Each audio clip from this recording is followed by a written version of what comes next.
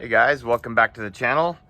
Today on my 1999 Ford Ranger, I'm gonna be swapping the fuel rail back to the original fuel rail. I've been running this one for a while to test it, to see if it was my issue, and I think it's actually part of my problem. So I'm gonna show you how to do this when we come back.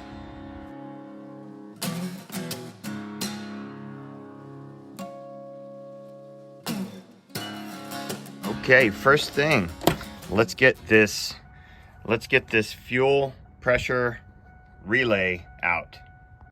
So if we look at our owner's manual for the 1999 Ford Ranger, it says here on page 139 and 40 that the fuel pump, right, where is it? Fuel pump should be number 5. Fuel pump relay is number 5. So have a look. Fuel pump relay is number 5. So it should be the one that's right here. Right here. So pull that little guy out of there. All right, I got it right here. Trying to do two things with the camera in one hand and the fuel pump relay in the other. Okay, so what we're gonna do now that the fuel pump relay is pulled is we are going to try to start the truck, and what that'll do is it'll expel all the pressure off the fuel rail. So here we go. It will not start. We're just gonna do that. All right, we did that. That's enough. Okay. Now it's time to start the disassembly process. You're also gonna need this. This will be the only real special tool besides the torque wrench you're gonna need to take loose the fuel connector. All right, so what I'm gonna do is I'm gonna do the easy way. I'm gonna take the intake plenum off with everything on it, like so. And that way I can access the fuel rail. Okay, I also need to replace the last two ignition wires, okay, because those are extremely hard to get to without the plenum off. This gasket is brand new, so I'm going to attempt to reuse it. If it has any flaws whatsoever, I will replace it.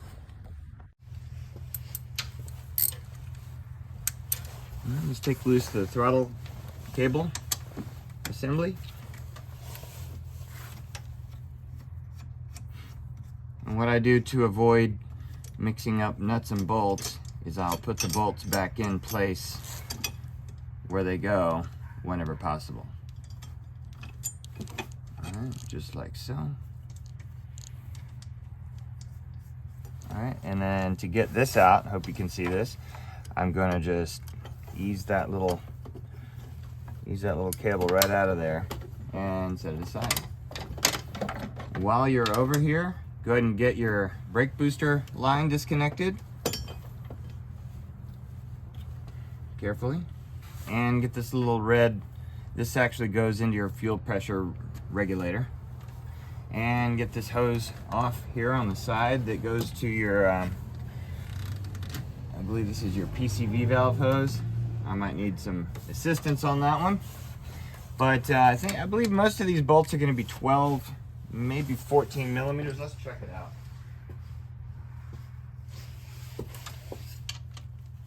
Okay, they're gonna be 13 millimeter bolts all around the plenum. All right, also get this hose off because we're gonna be taking loose, we're gonna be taking this off as a unit. So all available plugs, all available vacuum hoses, get those off of there. This is your idle air control valve. Get that loose, just like so. And I think we're gonna have to take off the EGR valve. We're taking that off too, but everything's gonna come off as a unit. Dipstick. I have the dipstick tube mount right back here. I also have the PCV valve hose run through bolt here, which is actually part of the plenum. I also have, I don't know if I'm gonna take this loose yet. I don't think it'll interfere, but this is your main engine harness connector. It has a connector here. Yeah, I might not even need to, no, I'm not even gonna worry about the dipstick tube because it mounts to the main intake manifold. So I'm not gonna worry about that. Oh, I'm gonna take this loose. All right, I'm gonna take this off of this. Easy, okay. Easy stuff. So just unhook all the things that you know are gonna get in the way. We're gonna take loose the intake manifold. I'm gonna disconnect the air temp sensor right here because I'm gonna be moving this around. And it won't take long to take it off, it really won't. So next thing I'm gonna do right now is loosen this and loosen the two 10mm bolts behind the EGR valve.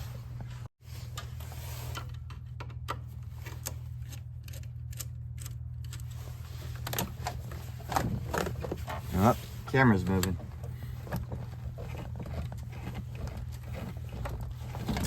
Comes right off, see? And I have these really great pliers I got from Amazon. They take hoses off really easily. So instead of fighting with it so much, I'll just grab it on the outside and pull it on off of there. I still fight with it, but it's not that bad. There we go. Okay, when you're taking the EGR valve off, this gasket likes to fall, so keep hold on it. Sometimes it'll mold itself to the actual manifold, but almost got it out. I'll show you. All right, yeah, it's starting to get floppy. And what's happening is the bolt is holding it in still. So when it comes out, it tries to fall. Keep a hold of it so you can keep a hold of it. That's the hardest one. All right, let's go for these 13mm bolts. I forgot to tell you, there's one more little hose clamp we have to get to. It's right in here. So however you get to this, it's a little bit of a challenge. I use a bent nose, needle nose, and what I'll do is I'll pull it down just a little bit, and that's the hardest part of getting this back on or off, is this little guy. I think everything's the hardest part, but we do what we can. And these are the pliers I'm talking about. You can get to it with other things. I even have a set of hose clamp pliers, but they're very difficult to get inside that small area. Okay, 13mm bolts are coming off now. This one back here is going to be a little bit tricky. I might use a swivel on that one, but work towards the outside end because that's how we're gonna torque them when we put them back on. Yeah, I'm able to get in there with a swivel onto the wrench back there in order to get that last plenum bolt off. Well, the second one actually.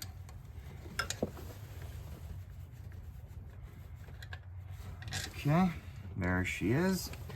I'm getting this one off. And what I like to do is I like to place them on the floor in the order I took them out, because some will be longer than others, and they'll be, so these two outward most ones are the same, but I'll place them on the floor where I know their orientation. Again, the swivel is required for the one that's way back here. It's just easier.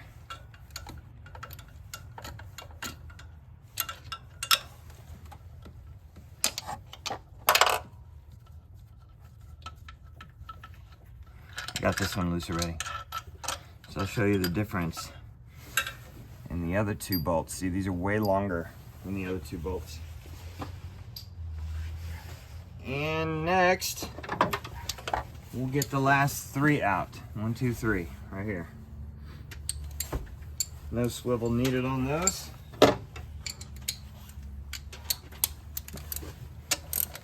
Outwardmost, release the torque, and the inward. Okay. Should be easy. So all the driver's side ones are the same, but the two mounted right here are slightly longer. All right, we should be good. I might have issues with this hose right here.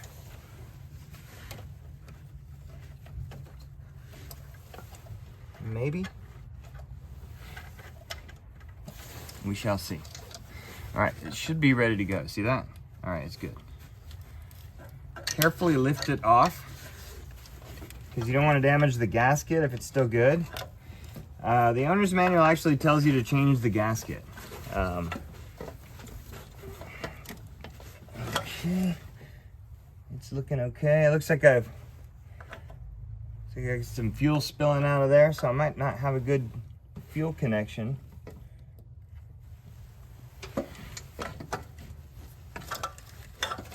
Okay. No, you know what that was? That was the coolant. Okay, and just as I suspected, the PCV valve is still there. Okay, so as you can see, I have another hose here. I'm not gonna take that loose. I'll just set this aside. That'll make everything easy. Come later. Be very careful with everything. Now, everything's exposed. I have the gasket exposed. It's in good shape. It's in real good shape. No scratches. What else? I have access to my spark plugs now. My two last ones. And the fuel rail, of course, is right here. Really easy to get to. All right, I'm gonna go ahead and plug this because it's starting to weep everywhere. All right, so I went ahead and took all three of these spark plugs off for access, and I replaced my spark plug wires while I did that off camera. Next thing I'm gonna do is very carefully disconnect the connectors because they're extremely old, fragile, and plastic. All right, get those there, get those out of the way. And as you can see, there's way more access, everything looks great. Another thing we should do is cover these. So I'm gonna do that right now with a little bit of masking tape. Okay, for better access to that fuel connection, I went ahead and took the main engine harness off of its perch. And what I'm gonna do is I'm gonna disconnect that now. Actually, before I do that, I'm gonna unbolt the two bolts holding the fuel rail in. These are 10mm bolts. These will be torqued to 15 foot-pounds. But what I'm gonna do is I'm just gonna get them tight. I'm not gonna worry about the torque on these because I really don't wanna overdo it, and snug is fine.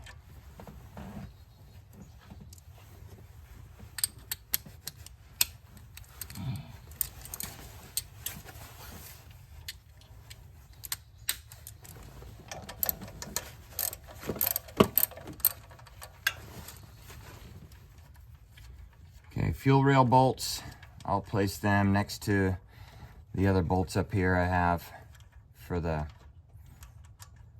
EGR valve.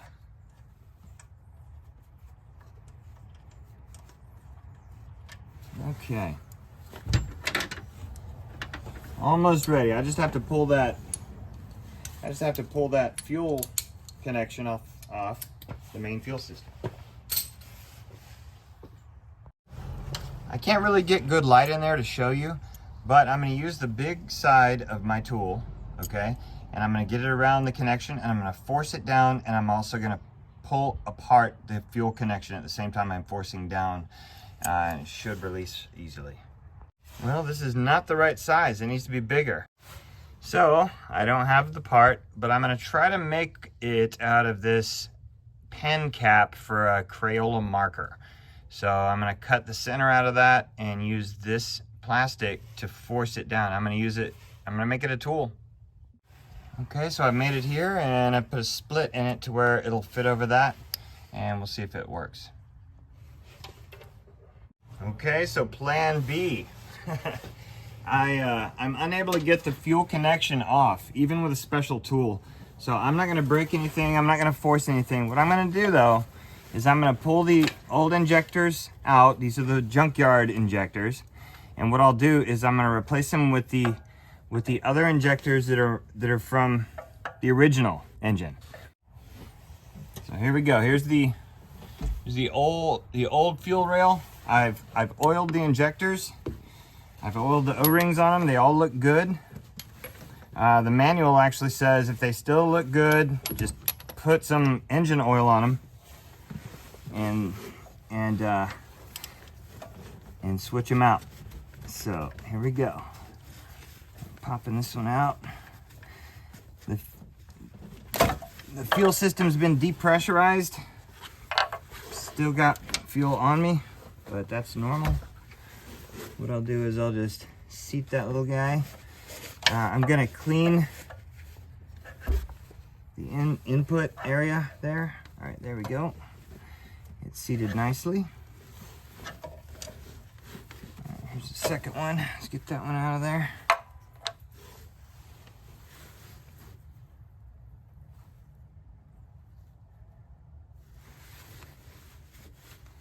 Well, the first one left its O-ring, so we're gonna have to get that out of there. Now that I'm looking at it.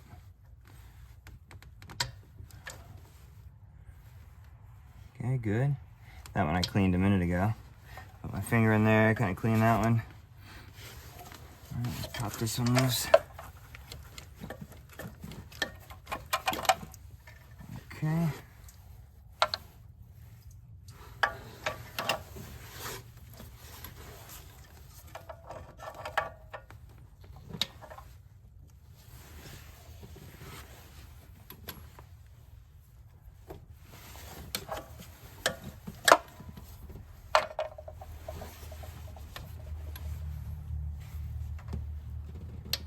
Okay, let's find that O-ring that's stuck in there. There it is. All right, we're gonna dig it out of there. I'm gonna dig it out of there with something plastic. Never put anything metal on a place where an O-ring goes to dig something out. Okay, so inside the old fuel rail, I found that what made that O-ring stick was a little bit of like debris. It was nasty. I cleaned them all out. Hope you can see that on video. I cleaned them out, and what I did is I made all the injectors have the new style neoprene O-rings. So I've lubricated them with a little bit of engine oil, clean engine oil, and I think this will work. So what I'm going to do is I'm going to line them all up, and I'm going to force them on. As you can see, they seat good. Okay. Next step is to secure them. I'm going to secure them here. It says to use 15 foot-pounds, but I don't want to, again, I don't want to do that. It's just, it's metal. The metal here is aluminum. I don't want to over-torque them. I'm just going to get them snug. They're under no real, stress once they're locked in place. So I'm okay doing that. All right, you do what you want, but I'm not going to torque mine. But we're almost ready. All right, they're all nice and they move kind of easy. Sometimes if those O-rings are dry or whatever, you're going to suck in a little bit of air at times, and it could make it run rough. So that might have been my issue, but that's why I'm addressing the fuel injector system. Next step I'm going to do is connect all the fuel injectors, but I'm going to get rid of some of the things around my engine that could make a mess. Okay, time to reconnect these. Actually, you know what? Let's tighten these down. I forgot to do that. Let's go ahead and tighten those down. once they're, well, what I'm gonna do is I'm gonna push on the fuel rail just a little bit, get it, make sure they're all seated. I'm gonna tighten that one down. I'm gonna push on the fuel rail. Let's go ahead and tighten that one down. So right here is tight. I'm just gonna go a little bit tighter. And right here's tight. Again, I'm just gonna go a little bit tighter. I don't wanna overdo that aluminum. That's plenty tight. All right, and these are self-explanatory, okay? The one at the far back goes here. Make sure you seat it good. All right, make sure it's seated good. Be very careful. You don't want to have these things break any of the connectors, all right? And that looks pretty good. I guess I could have ran this one underneath, but I'm not worried about it. It's fine. These are all good. Okay, next step, I'm gonna put my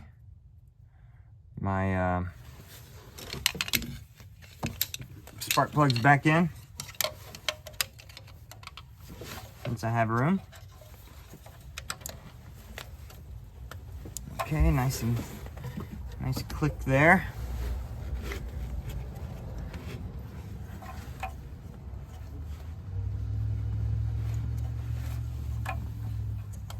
Nice click there, and let's see if we can get a nice click on that one.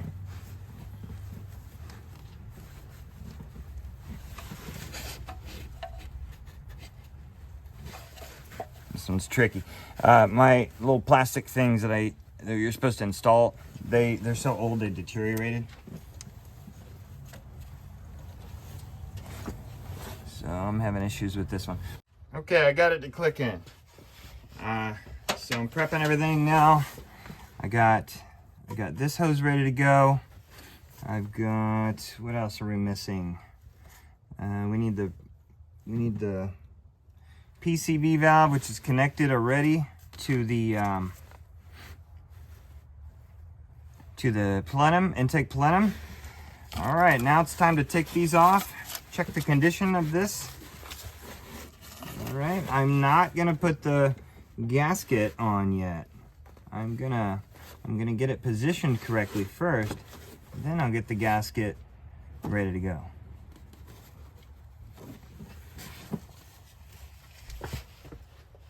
So let's carefully place this intake plenum where it goes. Okay, I've got the PCV valve where it needs to be at, relatively speaking. Let's go ahead and align everything where it goes, more or less. And there we go. It's aligned. But now I need the gasket. So let's sneak that gasket underneath while we have it right here without scratching it and just damaging it at all. Okay. And it says this end up, so it's very hard to do it wrong.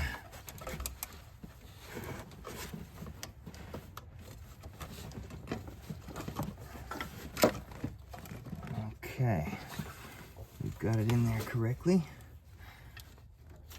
All right, there we go. We're gonna align it. I'm looking at from the top down. I'm gonna align it. And we might end up changing this plenum gasket after all, if it has any kind of intake leaks due to it being mated for so long. It really hadn't been done that long, but it's been mated on there for about 4 months or so.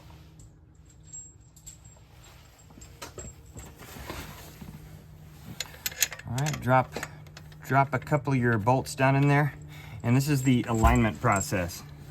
Everything else is gonna get, everything else inside the plenum that I need to get aligned, like all the hoses and all that, that's gonna get done soon, just not yet. Okay.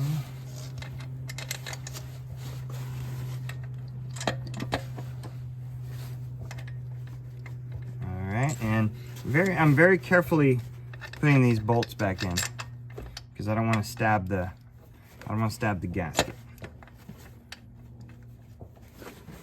with the bolts. I'll do this one last because this one tries to fight you because it's got a hose underneath it. All right, so run these down. We're gonna torque the center one first.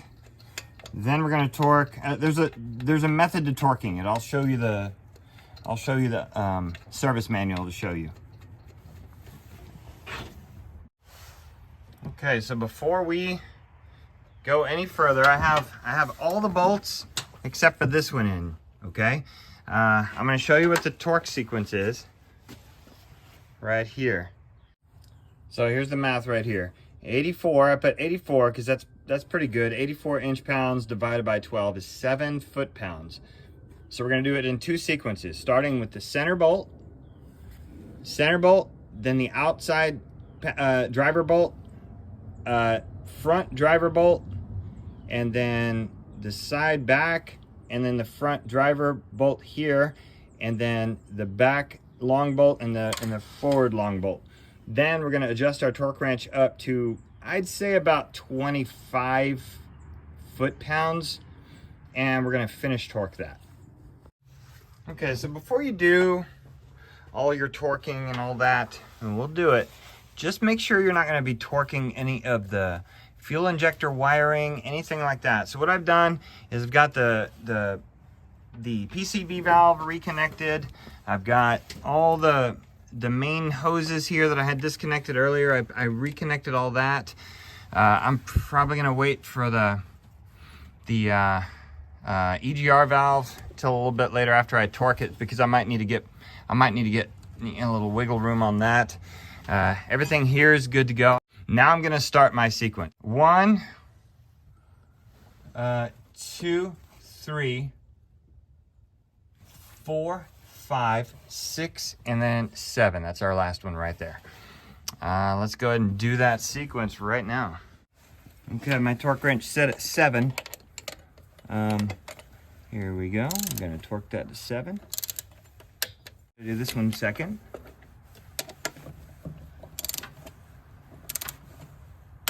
There's 2. Now this one, 3. Back one. This one actually needs a swivel in order for it to fit back there.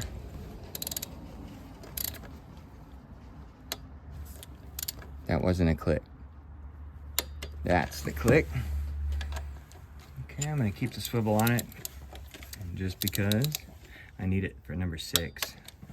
Number 6 is way back here. You have to kind of feel it. And I'm on it.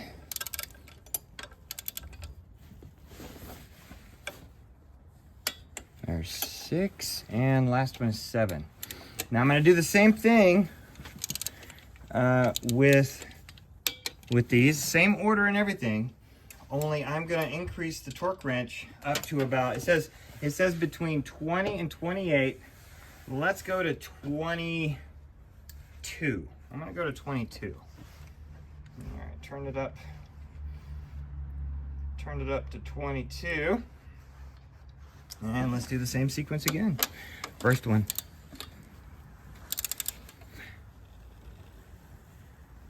There's it, okay. Second. All right, third. And let's get that swivel back on for the fourth.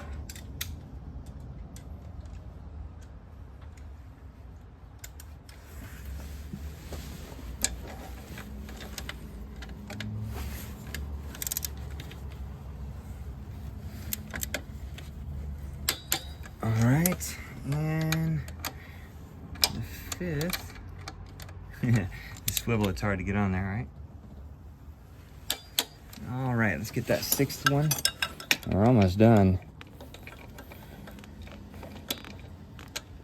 Okay, it's nice and seated. All right, 6, and lastly.